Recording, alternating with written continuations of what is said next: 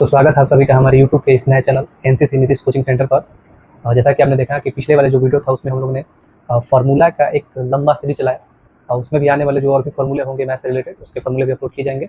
आज का जो टॉपिक है वो हमारा भारत में राष्ट्रवाद है, जो सीधे इतिहास में जो मॉडर्न हिस्ट्री है यानी कि आधुनिक जो भारत है उससे संबंधित है। और यह जो टॉपिक है वो कक्षा 10वीं के विद्यार्थियों के लिए बहुत ज़्यादा फायदेमंद होगा। और भी जो कॉम्पिटेटिव एग्जाम में जो व्यक्ति तैयारी कर, जैसे BPSC teacher, BPSC civil service examination और उससे रिलेटेड और भी जो भी सारे एग्जाम होते हैं उसमें भी ये काम करेगा। तो चलिए आज डिस्कस करते हैं हम लोग भारत में राष्ट्रवाद।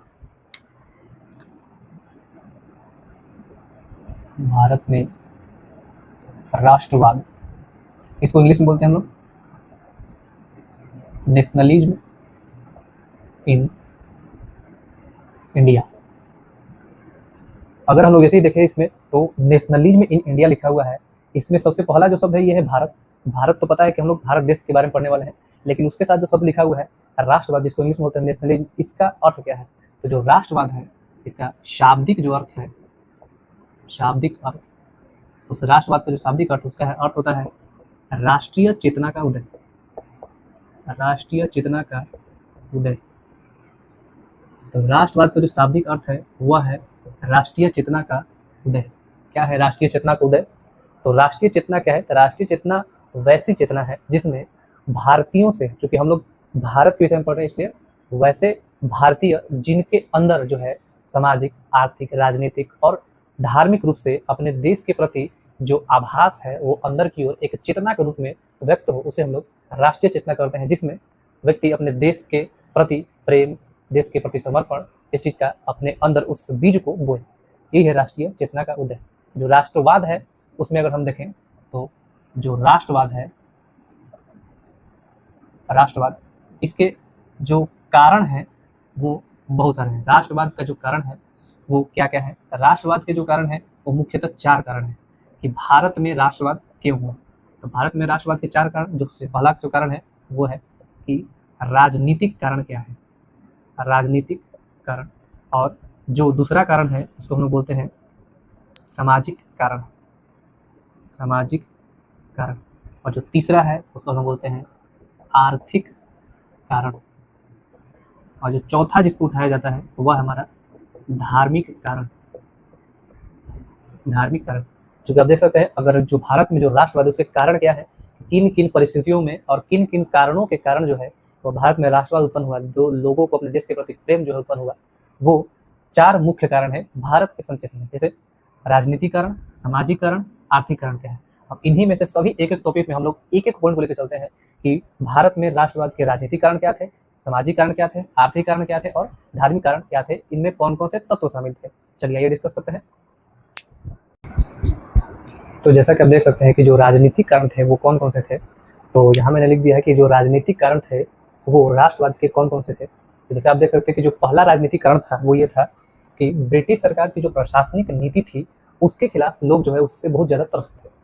तो पहला कारण जो था इसका भारत में राष्ट्रवाद में जो राजनीतिक कारण था, उस राजनीतिक कारण का जो पहला कारण था कि जो ब्रिटिश सरकार का जो प्रशासनिक नीति था उसके खिलाफ लोग बहुत ज़्यादा जो विरोध कर रहे थे। और दूसरा जो है वो ब्रिटिश सरकार साम्राज्यवाद का क्या था, पोषक था, क्योंकि ब्रिटिश जो साम्राज्य था वो ये चाहता था कि वो अपना साम्राज्य जो है दिन प्रतिदिन और आगे बढ़ाता जाए, उसका क्षेत्र जो है बढ़ता जाए। और जो इसका तीसरा भाग है वो ये है कि सन 1858 है उसमें महारानी विक्टोरिया के उद्घोषणा के साथ जो है वो सभी जो देसी राज्य हैं, यहाँ देख सकते हैं कि जो देसी राज्य हैं वह ब्रिटिश साम्राज्य के अधीन आ गए।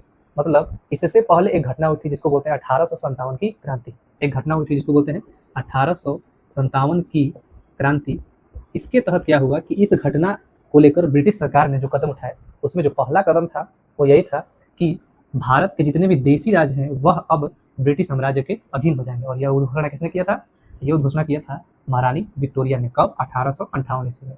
उसके बाद चौथा जो पॉइंट आप देख सकते हैं उसमें लिखा है कि सन 1878 में तत्कालीन वायसराय लॉर्ड लिटन, यहाँ जो वायसराय था कब? 1878 ईस्वी में तत्कालीन वायसराय लॉर्ड लिटन ने जो है वह वर्नाक्यूलर प्रेस एक्ट पारित कर जो प्रेस है, प्रेस यानी कि जो न्यूज़पेपर छापने वाली जो कंपनियां थी उन पर क्या कर दिया? कठोर प्रतिबंध जो है वो लगा दिया।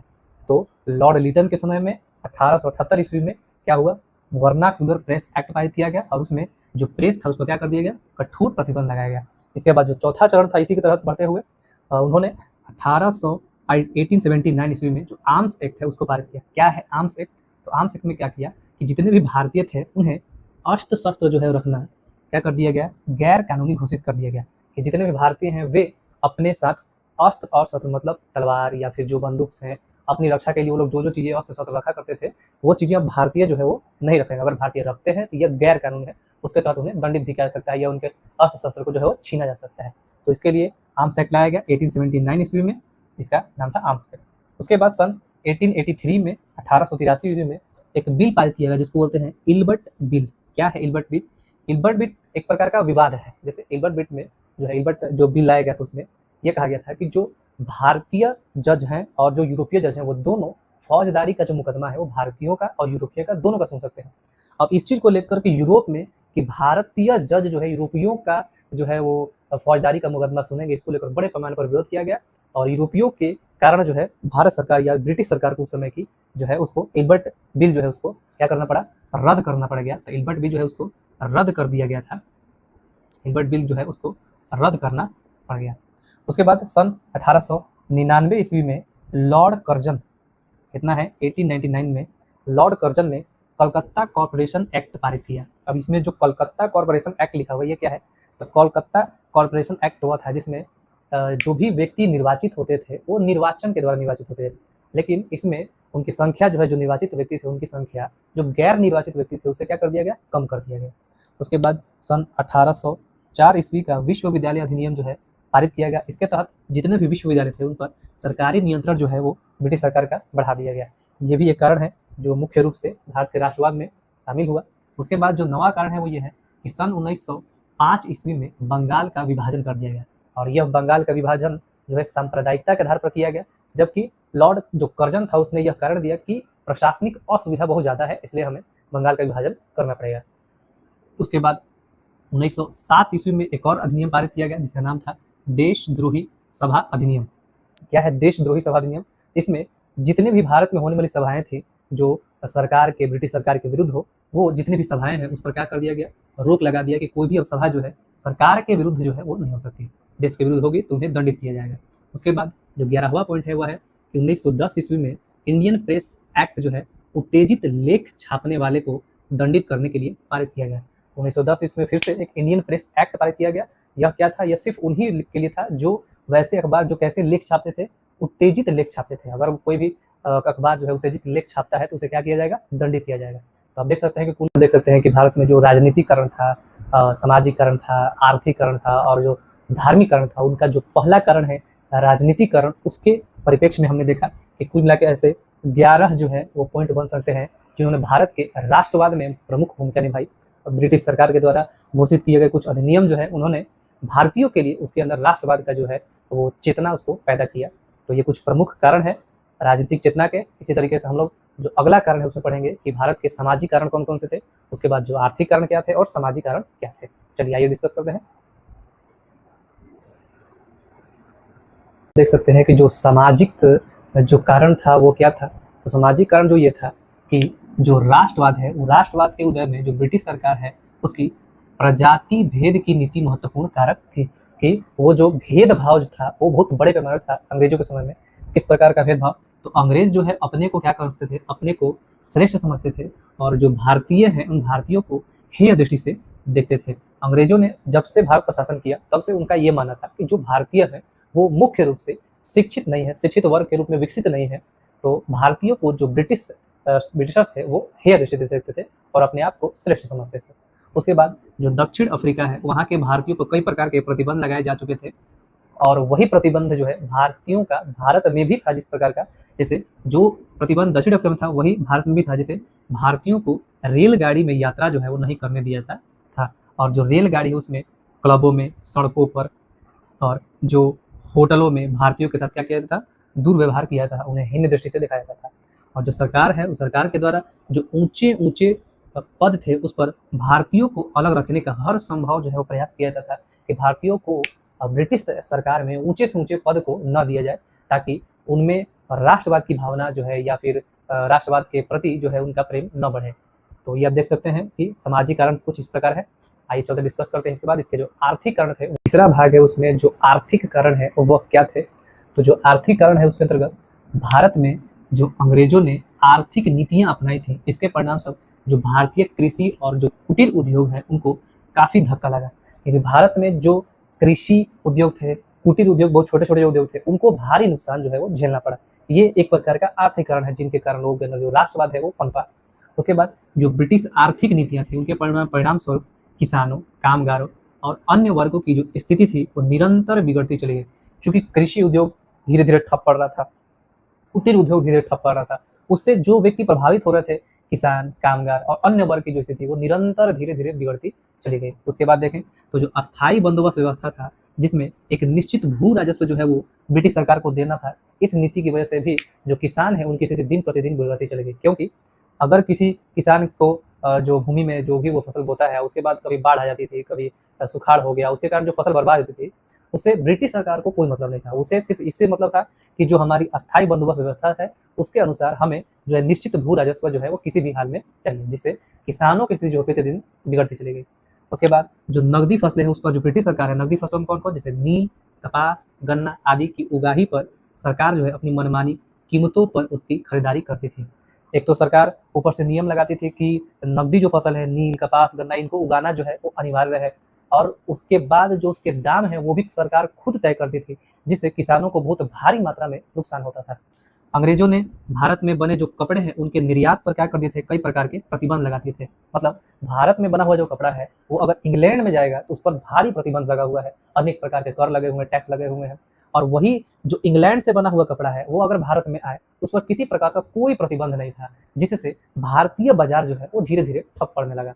और उसी तरह के तहत आप देख सकते हैं कि ये जो किया गया था काम वो सन 1882 ईस्वी में जो है वो सूती वस्त्रों के आयात पर कर जो है उसको हटा लिया गया। इसका सीधा सीधी मतलब यह है कि अगर भारतीय कोई भी सामान को इंग्लैंड में बेचते थे तो उन्हें किसी न किसी प्रकार का टैक्स या उससे अधिक टैक्स देना पड़ता था, लेकिन अंग्रेजों का जो सामान भारतीयों के बाजार में आता था उन पर उन्हें किसी प्रकार का टैक्स नहीं देना पड़ता था।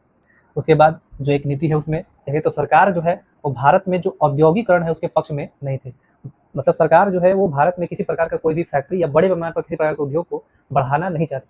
अब सरकार अगर औद्योगिकरण नहीं करना चाहती थी, उससे सबसे ज़्यादा नुकसान जो है वो कामगारों को हुआ, जिन्हें किसी प्रकार का कोई काम जो है वो नहीं मिला। उस काम नहीं मिलने की वजह से जो अधिकतर से अधिक जो कामगार थे वो बेरोजगार होते चले। तो कुछ कुल मिलाकर देखा जाए तो ये जो है वो कुछ कारण है जो आर्थिक कारण के रूप में भारत के राष्ट्रवाद के उदय में सही सिद्ध हुए, और ये है आर्थिक कारण। चलिए इसके बाद जो हम डिस्कस करते हैं, जो हमारा आखिरी पॉइंट है, आखिरी कारण है वो है धार्मिक कारण। चलिए ये डिस्कस करते हैं। तो इस तरीके से देख सकते हैं आपकी जो धार्मिक कारण है वो क्या क्या थे। तो धार्मिक कारणों में जो पहला कारण था वो था धर्म सुधार आंदोलन।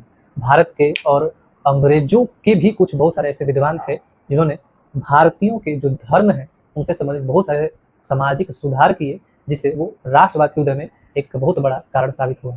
उसमें 19वीं शताब्दी जो है उसमें अनेक महापुरुषों ने, अनेक महापुरुष मतलब कौन कौन से महापुरुष, तो भारतीय महापुरुष को देखें तो जैसे राजा राम मोहन राय, देवेंद्र नाथ ठाकुर, ईश्वर चंद्र विद्यासागर, स्वामी दयानंद सरस्वती, रामकृष्ण परमहंस, स्वामी विवेकानंद, इन सभी विद्वानों ने जो सामाजिक और धार्मिक कुरीतियां थी जो एक अंधविश्वास की ओर बहुत बड़े पैमाने पर फैली हुई थी, उनसे भी जो भारतीय हैं उनको दूर किया और उस सभी के खिलाफ जो है आंदोलन की एक शुरुआत की।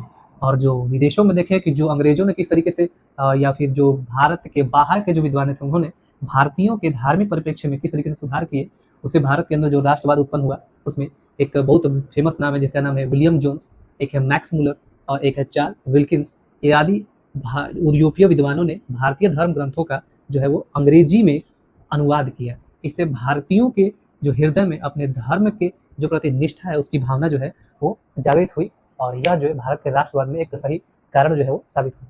तो कुल मिलाकर आप देख सकते हैं कि जो भारत के राष्ट्रवाद है उस भारत के राष्ट्रवाद में जो मुख्य रूप से 4 कारण थे, जो राजनीतिक कारण, सामाजिक कारण, आर्थिक कारण और जो धार्मिक कारण है, उन्होंने उसको हम लोग ने देखा कि किस तरीके से भारत के राष्ट्रवाद में शामिल हुए।